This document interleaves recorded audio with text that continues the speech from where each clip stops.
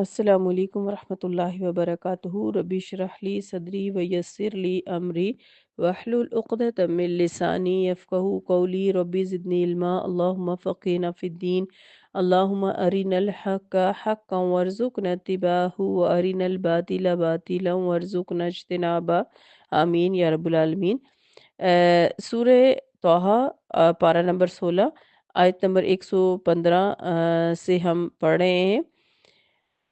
وَلَقَدْ عَهِدْنَا إِلَىٰ آدَمَ مِن قَبْلُ فَنَسِيَ وَلَمْ نَجِدْ لَهُ عَزْمًا، اور اس سے پہلے ہم نے آدم سے ایک عہد لیا مگر وہ بھول گیا اور ہم نے اس کا ایسا عزم نہ پایا۔ اب یہاں پر کیا بتایا جا رہا ہے کہ بھول چوک جو وہ انسان کی فطرت میں داخل ہے۔ یہاں سیدنا ابراہیم علیہ السلام کے بھولنے کا ذکر ہے، ذکر کی مناسبت سے فرمایا، یعنی چونکہ بھول جانا انسان کی فطرت میں داخل ہے، اسی لیے اللہ تعالیٰ کی طرف سے بار بار ذکر یا یاد دہانی نازل کی جا رہی ہے، اور اس فطرت انسان کا آغاز اس کے بابا یعنی آدم ہی سے ہو گیا تھا۔ ان کا عزم اتنا مضبوط نہیں تھا کہ وہ ہر وقت اللہ سے کیے ہوئے وعدے کو یاد رکھتے۔ چنانچہ ایک طویل مدت کے بعد جبکہ سیدنا آدم علیہ السلام اس عہد کو بھول چکے تھے تو شیطان کا داؤ چل گیا اور آپ نے یعنی آدم علیہ السلام شیطان کے فریب میں آ گئے۔ اس مطلب سے یہ نتیجہ نکلتا ہے کہ بھول چوک انسان کی فطرت میں داخل ہے، اور اس کا دوسرا مطلب یہ بھی بیان کیا جاتا ہے کہ انہوں نے بھول چوک کر اللہ کی نافرمانی کی تھی، ان کا ارادہ یا جان بوجھ کر انہوں نے ہرگز اللہ تعالیٰ کی نافرمانی نہیں کی، اور اس مطلب کا نتیجہ آدم علیہ السلام کی سرکشی سے بریت ہے۔ تو ہمیں اس میں دو باتیں ہمارے لیے سیکھنے کی ہیں اس آیت کے اندر، کہ انسان کو اس دنیا میں اللہ تعالیٰ نے اپنی فرما برداری کے لیے بھیجا ہے، اور فرما برداری ممکن نہیں ہے جب تک اللہ تعالیٰ کے احکامات کو مسلسل پڑھا نہ جائے، ان کو ذہن میں نہ بٹھایا جائے، ان کو یاد نہ رکھا جائے۔ اور اس کا طریقہ یہ ہے کہ انسان ہمیشہ قرآن کو سمجھ کر پڑھتا رہے، اس کے ساتھ جڑا رہے۔ جیسے ہی ہم قرآن سے دور ہوتے ہیں، ہم وہ ساری باتیں بھولنے لگتے ہیں کہ اللہ تعالیٰ نے ہمیں کس چیز سے روکا ہے اور کس چیز کا حکم دیا ہے، اور ظاہر ہے جب ہم بھول جاتے ہیں تو ہم شیطان کے پنجے میں آ جاتے ہیں، اور شیطان پھر ہمیں ہم اپنی مرضی کے مطابق ہینڈل کرتا ہے۔ اس لیے ہمیں ہر وقت قرآن کے ساتھ جڑے رہنا چاہیے تاکہ ہم نہ بھولیں، کیونکہ یہاں پر یہ بتایا جا رہا ہے کہ آدم علیہ السلام کو جب اللہ تعالیٰ نے جنت میں رکھا تھا تو ان سے یہ کہا تھا کہ اس درخت کے پاس نہ جانا، لیکن بہت عرصے تک آدم علیہ السلام نے اللہ کی فرما برداری کرتے رہے، اور جب بہت عرصے بعد وہ بھول گئے تو شیطان کو موقع مل گیا انہیں بھڑکانے کا۔ اگر ہم قرآن کے ساتھ جڑے رہیں گے تو شیطان کے بہکاوے سے بچے رہیں گے، اگر ہم قرآن سے دور ہوں گے تو ہم بھی بھول جائیں گے کہ ہم کون سا کام غلط کر رہے ہیں اور کون سا صحیح کر رہے ہیں۔ آیت نمبر 116، وَإِذْ قُلْنَا لِلْمَلَائِكَةِ اسْجُدُوا لِآدَمَ فَسَجَدُوا إِلَّا إِبْلِيسَ أَبَىٰ، اور جب ہم نے فرشتوں سے کہا کہ آدم کو سجدہ کرو تو ابلیس کے سوا سب نے اسے سجدہ کیا مگر اس نے حکم نہ مانا۔ تو ہم آدم اور ابلیس کا قصہ سورہ بقرہ، سورہ اعراف اور دیگر کے مقامات پر پڑھ چکے ہیں، اور آئندہ بھی پڑھیں گے، مگر ہر مقام پر اتنا ہی واقعہ بیان کیا گیا جتنا اس موقع کے لحاظ سے مناسب تھا۔ گویا اس قصے کے مختلف اجزاء ہیں جو مختلف نتائج پیش کرتے ہیں۔ آیت نمبر 117، فَقُلْنَا يَا آدَمُ إِنَّ هَٰذَا عَدُوٌّ لَكَ وَلِزَوْجِكَ فَلَا يُخْرِجَنَّكُمَا مِنَ الْجَنَّةِ تَشْقَىٰ، لہٰذا ہم نے آدم سے کہا کہ یہ یعنی شیطان تمہارا اور تمہاری بیوی کا دشمن ہے، وہ دشمن ہے، یہ خیال رکھنا کہ وہ کہیں تمہیں جنت سے نکلوا نہ دے کہ پھر تم مصیبت میں پڑ جاؤ۔ اب دیکھیں یہاں پر کیا بتایا جا رہا ہے کہ جب شیطان نے اللہ تعالیٰ کے حکم پر آدم کے آگے سجدہ کرنے سے انکار کیا تو اس کا مطلب یہ ہے کہ شیطان آدم کا دشمن ہے، آدم کی بیوی کا، آدم کے اہل کا، اولاد کا دشمن ہے۔ تو اس کا مطلب یہ ہوا کہ ہم سب اولاد آدم ہیں، تو شیطان ہمارا اور ہمارے باپ دادا، ہمارے اولادوں کا، ہماری بیویوں کا بھی دشمن ہے۔ تو اللہ تعالیٰ یہاں پر آدم علیہ السلام کو اور ان کے ذریعے سے ہم سب کو بھی وارن کر رہے ہیں کہ یہ یاد رکھنا کہ شیطان تمہارا دشمن ہے اور اس کا اصل مقصد تمہیں جنت سے نکلوا دینا ہے۔ اب آپ دیکھیں آدم علیہ السلام اس وقت وقتی طور پہ جنت میں بھیجے گئے تھے، کیونکہ ہم پیچھے پڑھ کے آئے ہیں کہ آدم علیہ السلام کو پیدا کرتے وقت یا اس سے پہلے ہی اللہ تعالیٰ نے فرشتوں کو یہ بتایا تھا کہ میں آدم کو زمین پر خلیفہ بنا کر بھیجوں گا، یعنی وہاں جا کر رہنا ہوگا، اور وہاں رہنے کے بعد یہ طے ہوگا کہ کون جنت کا مستحق ہوگا اور کون نہیں ہوگا۔ تو جنت اور جہنم میں جانے والے سب آدم کی اولاد ہوں گے، تو اس لیے اب آدم اس وقت جنت میں تھے، وقتی طور پر ان کو رکھ کر یہ بتایا گیا تھا کہ یہ اصل تمہارا جو ہے وہ مقصد ہے کہ اس گھر کو تم حاصل کر سکو اپنی کوششوں اور محنت سے، یعنی اللہ کو راضی کر کے اس گھر کو تمہیں حاصل کرنا ہے۔ وقتی طور پر ان کو رہ کر یہ ساری ریہرسل دی گئی، انہیں بتایا گیا کہ اگر تم مجھے راضی کر لو گے دنیا میں زمین پہ جا کر تو یہ تمہارا اصل گھر ہے، لیکن اس کو پانے کے لیے تمہیں شیطان اور نفس کے شر سے بچنا ہوگا، خود کو بچانا ہوگا، جبکہ آدم خود کو شیطان کے شر سے نہیں بچا سکے۔ یہی بات ہمیں بھی سکھائی جا رہی ہے کہ دنیا میں تم وقتی طور پہ گئے ہوئے ہو، تمہارا اصل وطن تو جنت ہے، لیکن جنت کو کمانے کے لیے تمہیں دنیا میں شیطان سے الرٹ رہنا ہوگا، اس سے اپنے آپ کو بچانا ہوگا، ورنہ وہ تمہیں جنت سے نکال دے گا، تمہیں مصیبت میں ڈال دے گا۔ ظاہر ہے جب ہم شیطان کے کہنے پہ چلیں گے تو ہم مصیبت میں پڑ جائیں گے، جنت سے دور ہوتے جائیں گے۔ پھر فرمایا کہ آیت نمبر 18 میں اِنَّا لَكَ أَلَّا تَجُوعَ فِيهَا وَلَا تَعْرَى، اور آیت 19 میں کہ وَأَنَّا لَا تَظْمَأُ فِيهَا وَلَا تَضْحَىٰ، اور نہ بھوک یعنی یہاں تو تمہیں نہ بھوک ستاتی ہے، یعنی جنت میں نہ ننگے رہتے ہو، نہ پیاس لگتی ہے نہ دھوپ لگتی ہے، یعنی جو جنت ہے اس میں تمہیں کسی قسم کا کوئی معاملہ نہیں۔ جنت میں انسان کی ضروریات کا سامان عیش و عشرت کے لیے وافر نعمتیں بھی موجود ہیں، اور سیدنا آدم علیہ السلام کو بتایا یہ گیا تھا کہ اگر تم شیطان کے فریب میں آگے تو نہ صرف یہ کہ تم سے جنت کی نعمتیں چھین لی جائیں گی، بلکہ تمہیں اپنی ضروریات زندگی مہیا کرنے کے لیے جد و جہد بھی کرنا پڑے گی اور ان کے لیے مشقت بھی اٹھانا پڑے گی۔ مثلا دھوپ اور بارش سے بچنے کے لیے تمہیں مکان بنانا ہوگا، کھانے پینے کے لیے کوئی ذریعہ معاش اختیار کرنا پڑے گا، اور پہننے کے لیے لباس کی ضرورت پیش آئے گی، اور تمہاری زندگی کا زیادہ تر حصہ انہی باتوں کے اصول میں ہو جائے گا۔ تو جنت کی دوسری نعمتیں تو کم ہی کسی انسان کو میسر آئیں گی، لہٰذا اللہ کے حکم کو دھیان سے کے ساتھ یاد رکھنا اور شیطان کے فریب میں نہ آ جانا۔ تو پھر کیا ہوا کہ آیت نمبر 120 میں فرمایا فَوَسْوَسَ إِلَيْهِ الشَّيْطَانُ قَالَ يَا آدَمُ هَلْ أَدُلُّكَ عَلَى شَجَرَةِ الْخُلْدِ وَمُلْكٍ لَا يَبْلَىٰ، پھر شیطان نے آدم کے دل میں وسوسہ ڈالا اور کہا آدم میں تمہیں وہ درخت نہ بتاؤں جس سے ابدی زندگی اور لازوال سلطنت حاصل ہوتی ہے۔ تو اب یہاں پر کیا بتایا جا رہا ہے کہ آدم علیہ السلام کو شیطان نے وسوسے کے ذریعے سے بہکایا، اور سورہ البقرہ میں ہم نے پڑھا تھا کہ وسوسہ لہما، ان دونوں کو اس نے وسوسہ ڈالا، جبکہ عام طور پر لوگ یہ کہتے ہیں کہ شیطان کو ہوا نے بہکایا تھا، سوری شیطان نے پہلے ہوا کو بہکایا تھا اور ہوا نے آدم کو بہکایا تھا۔ شیطان چونکہ آدم کا بڑا ہوشیار اور مکار دشمن تھا، اس نے وسوسہ ہی ایسا دل فریب ڈالا جس نے آدم کے دل کو مو لیا۔ علاوہ عظیم مدت گزر چکی تھی جس کی وجہ سے سیدنا آدم علیہ السلام اپنے پروردگار سے کیا ہوا وعدہ بھول چکے تھے کہ اس درخت کے پاس نہیں جانا۔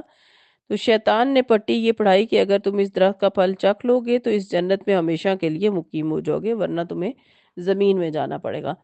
اور تمہیں ابدی زندگی حاصل ہو جائے گی اور جنت کی نعمتوں پر تمہارا مکمل اختیار قائم و دائم ہو جائے گا۔ یہاں یہ بات بھی قابل ذکر ہے کہ اس مقام پر شیطانی وسوسے کی نسبت صرف حضرت سیدنا آدم علیہ السلام کی طرف کی گئی ہے اور ایک دوسرے مقام پر دونوں کی طرف، اس لیے اس معاملے میں ہوا کی حیثیت بالطبع تھی، لیکن بائبل کی روایت یوں ہے کہ شیطان نے پہلے سیدہ ہوا کو بہکایا، پھر ہوا نے سیدنا آدم علیہ السلام کو پھل کھانے پر مجبور کیا۔ بائبل کی اس روایت کو بعض مفسرین نے بھی نقل کر دیا، جبکہ یہ روایت قرآن کی آیت کے مطابق غلط ہے، یعنی ایسا نہیں ہوا شیطان نے آدم علیہ السلام کو بہکایا یا پھر دونوں کو بہکایا۔ پھر کیا ہوا کہ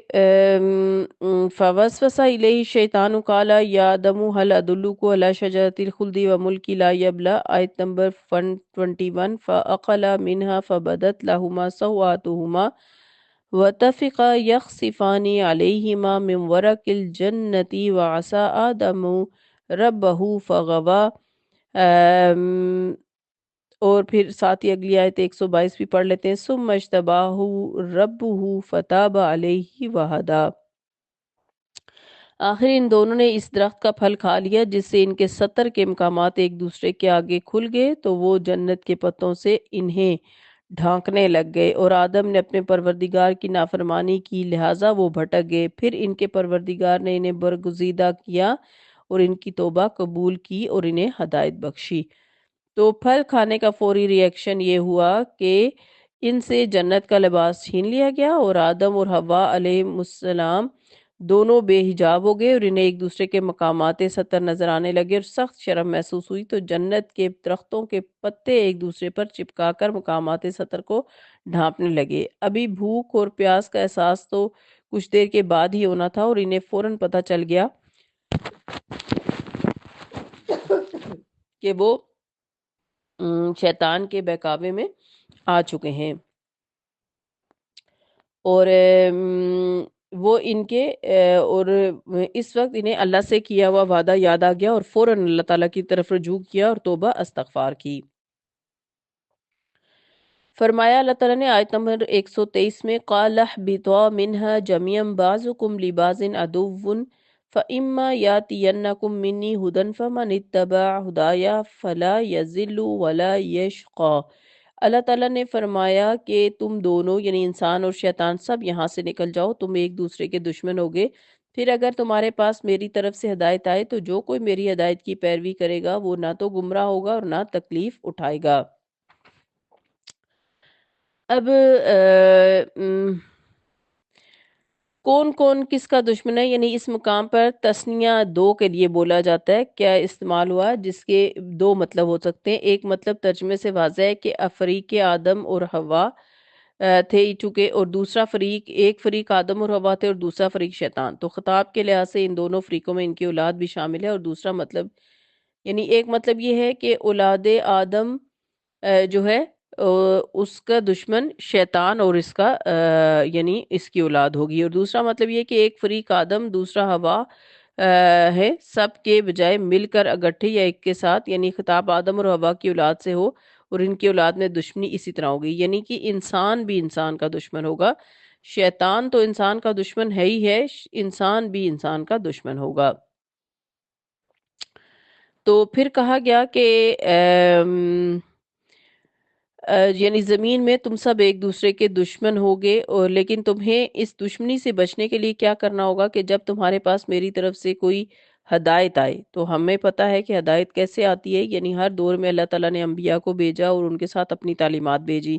جیسے کہ میرے اور آپ کے لیے اللہ تعالیٰ نے رسول اللہ صلی اللہ علیہ وسلم کو بھیجا اور قرآن پاک دی، تو کہا گیا فَمَن تَبِعَ هُدَايَ فَلَا يَضِلُّ وَلَا يَشْقَىٰ، جو کوئی میری ہدایت کی پیروی کرے گا یعنی قرآن اور سنت کو فالو کرے گا، قرآن کے مطابق زندگی گزارے گا، رسول اللہ صلی اللہ علیہ وسلم کی سنت کے مطابق زندگی گزارے گا،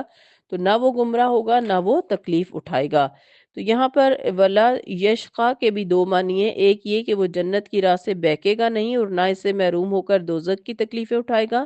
بلکہ سیدھا جنت میں پہنچ جائے گا جو اس کا اصل وطن تھا، اور اس لفظ کا دوسرا مطلب یہ کہ وہ بدبختی میں مبتلا نہیں ہوگا، دنیا میں بھی اس کا مقدر اسے ضرور ملے گا اور آخرت میں وہ بہرحال خوش نصیب ہوگا۔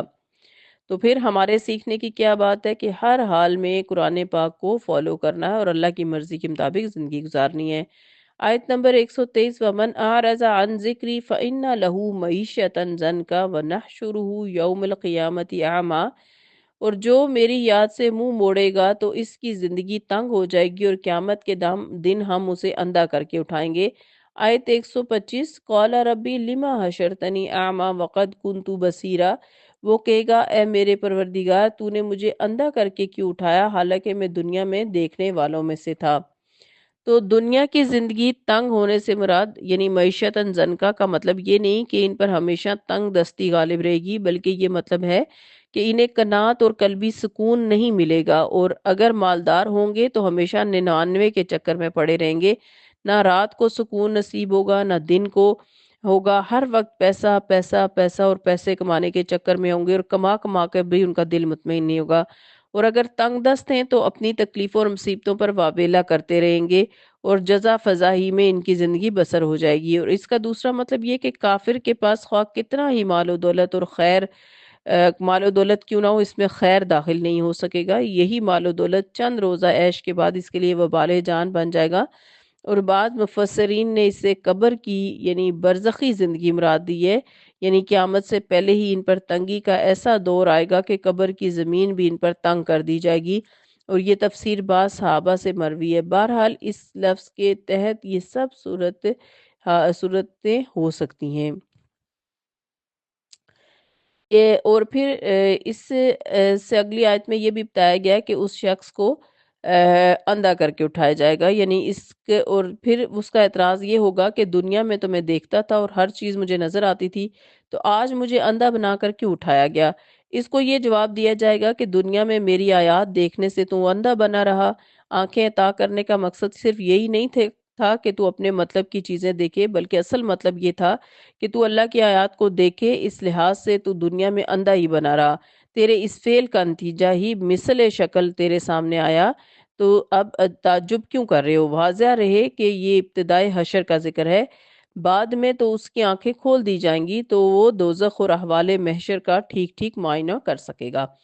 تو اس آیت سے کیا پتہ چلتا ہے کہ جو دنیا میں صرف اپنے مطلب کے لیے جیتا ہے، اپنی مرضی اور اپنی خواہشات کے مطابق جیتا ہے اور اللہ کی مرضی اور اللہ کی آیات پر غور و فکر نہیں کرتا، اس کو قیامت والے دن اندھا بنا کر اٹھایا جائے گا۔ آیت نمبر 127 وَكَذَلِكَ، آیت نمبر 127 ہی ہم پڑھ رہے ہیں کہ یعنی 126 بھی کہ قَالَ كَذَلِكَ أَتَتْكَ آيَاتُنَا فَنَسِيتَهَا وَكَذَلِكَ الْيَوْمَ تُنسَى۔ اللہ تعالیٰ فرمائے گا جس طرح ہماری آیات تمہارے پاس آئیں تو تو نے انہیں بھلا دیا تھا، اسی طرح آج تجھے بھی بھلا دیا جائے گا۔ آیت 127 وَكَذَلِكَ نَجْزِي مَنْ أَسْرَفَ وَلَمْ يُؤْمِنْ بِآيَاتِ رَبِّهِ وَلَعَذَابُ الْآخِرَةِ أَشَدُّ وَأَبْقَىٰ، کہ جو شخص بھی حد سے بڑھ جائے اور اپنے پروردگار کی آیات پر ایمان نہ لائے، ہم اسے اسی طرح سزا دیں گے، اور آخرت کا عذاب تو شدید اور باقی رہنے والا ہے۔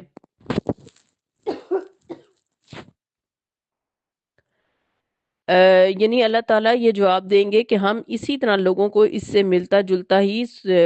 مثل صورت بدلا دیا کرتے ہیں، تو نے ہماری آیات سن کر ان سنی کر دی تھی، ہمیں بلا دیا تھا، آج ہم بھی تمہیں بلائی دیتے ہیں اور تو ہماری رحمت سے دور ہی رہے گا۔ یہ سزا تو وہ ہے جو تمہیں تمہارے اعمال کے مطابق اس میدان حشر میں دی جا رہی ہے، اور جو عذاب تمہیں ابھی مزید دیا جانے والا ہے وہ اس سے سخت تر بھی ہوگا اور ہمیشہ باقی رہنے والا بھی ہوگا، جو کبھی ختم نہیں ہوگا۔ استغفر اللہ۔ آیت نمبر 28 افلم یہدی لہم کم اہلکنا قبلہم من القرون یمشون فی مساکنہم ان فی ذالک لآیات لأولی النہی۔ کیا انہیں اس بات سے کوئی رہنمائی نہ ملی کہ اس سے پہلے ہم کئی قوموں کو ہلاک کر چکے ہیں جن کے برباد شدہ ٹھکانوں میں یہ چلتے پھرتے ہیں؟ بلا شبہ اس میں اہل عقل کے لیے بہت سی نشانیاں ہیں۔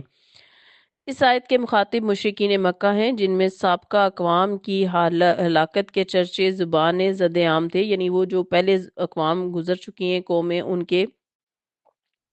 واقعات پڑھتے تھے، سنتے تھے، ایک دوسرے کو سناتے تھے، اور وہ اپنے تجارتی سفروں کے دوران میں ان کے تباہ شدہ کھنڈرات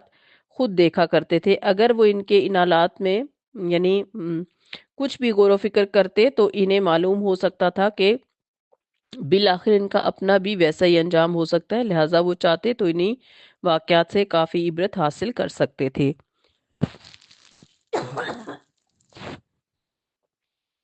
ہم سب کے لیے اس میں سیکھنے کی یہ بات ہے کہ جب بھی ہمارے سامنے قرآن پاک کی آیات میں پچھلی قوموں کا ذکر آئے تو اس میں ہمیں نصیحت کی جا رہی ہوتی ہے، اور اگر ایون موجودہ دور میں بھی ہمارے سامنے کسی کے ساتھ کچھ ایسا ہو رہا ہو تو ہمیں اس کے لیے باتیں کرنے کے بجائے خود عبرت حاصل کرنا چاہیے اور خود کو ہر طرح کی نافرمانی سے بچانا چاہیے۔ اللہ تعالیٰ ہم سب کو اپنے فرما بردار ذاکر شاکر بندوں میں شامل فرمائے اور برے انجام سے بچائے، آمین۔ اللہم انا نسألک الحسن الخاتمہ، آمین۔ سبحانک اللہم و بحمدک نشہد ان لا الہ الا انت نستغفرک و نتوب الیک۔ السلام علیکم ورحمۃ اللہ وبرکاتہ۔